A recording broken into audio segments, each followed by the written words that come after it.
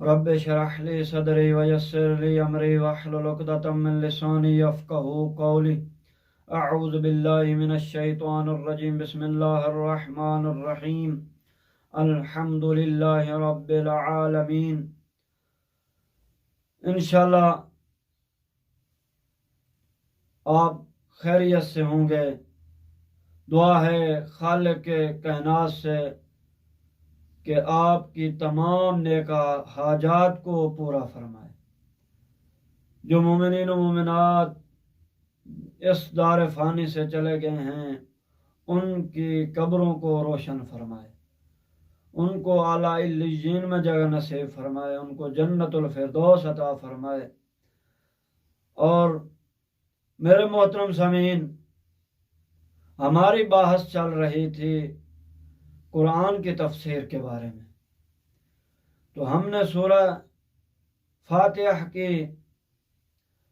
آیت نمبر 2 کی تفسیر کر رہے تھے. میرے محترم، اس میں ہم نے پہلے اس کے ترجمہ اور کچھ نکات بیان کیے تھے. آج ہم اسی میں سے حمد اور مد اور شکر کی تعریف کریں گے اور اس میں فرق بیان کریں گے. آپ دیکھیں حمد کسے کہتے ہیں؟ حمد کہتے ہیں نیک اختیاری کام یا نیک صفت. ان چیزوں کو عربی زبان میں انہی الفاظوں کو، انہی باتوں کو، انہی کام کے کرنے کو عربی زبان میں حمد کہتے ہیں. مثلا کوئی بھی کام، نیک کام اگر سوچ سمجھ کر کیا جائے یا کوئی اچھی صفت انتخاب کی جائے تو اس کو حمد اور ستائش کہتے ہیں. اب مدح کیا ہے؟ یعنی کسی نیک کام، ہر قسم کے تعریف، ہر قسم کے اچھے کام کی تعریف، چاہے وہ کسی اختیاری حالت میں کام کے مقابلے میں ہو یا مقابلے میں نہ ہو، تو اس کو مدح کہتے ہیں. مثلا ہم کسی قیمتی موتی کی تعریف کرتے ہیں تو عرب اس کو مدح کہتے ہیں.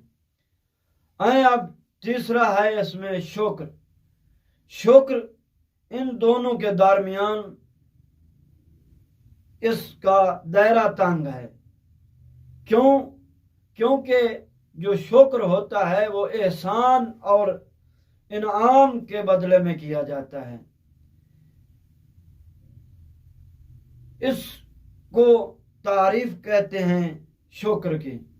تو میرے محترم، یعنی احسان اور انعام بھی وہ جو کسی دوسرے کی اجازت اور رغبت کی وجہ سے ہمارے تک پہنچے.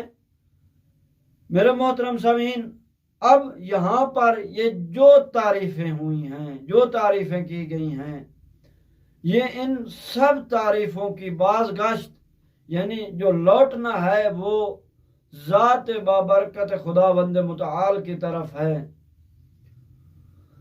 دوسرے لفظوں میں جو ہم کہتے ہیں الحمدللہ رب العالمین، تمام تعریفیں اللہ کے لیے ہیں جو جہانوں کا پالنے والا ہے، پروردگار ہے.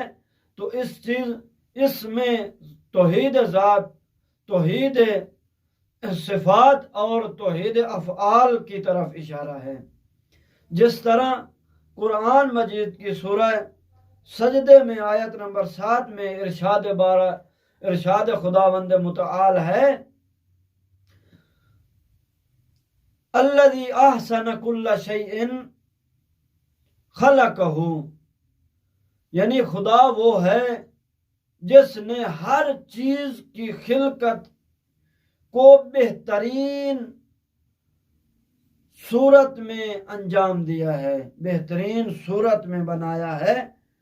اور اسی طرح سورہ ہود میں بھی ارشاد خداوند متعال ہے، فرمایا وما من دابت فی الارض الا علی اللہ رزقھا، زمین میں چلنے والے ہر قسم کی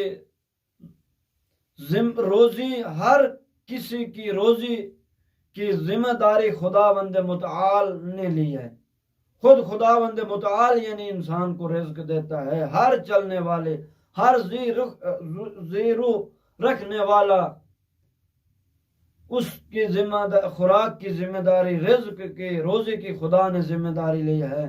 تو اے میرے محترم، اس میں جو عالمین ہے لفظ، عالمین رب، یہ الحمدللہ کے بعد آیا ہے، کیونکہ تمام تعریفیں، ستائش یہ خدا کے ساتھ مختص ہے۔ اور بعد میں جو رب العالمین آیا ہے، اس کو دلیل بنایا گیا ہے۔ یہ دلیل ہے کہ ہم جو کہتے ہیں کہ تمام تعریفیں مخصوص ہیں خدا کے لیے، کیونکہ ہر کمال، ہر نعمت اور ہر بخشش جو عالم میں وجود رکھتی ہے، اس کا مالک اور صاحب پروردگار ہے۔ تو میرے محترم، دعا ہے کہ خالق کائنات ہمیں قرآن پڑھنے کی توفیق عطا فرمائے، ہمیں قرآن سمجھنے کی توفیق عطا فرمائے۔ والسلام ورحمۃ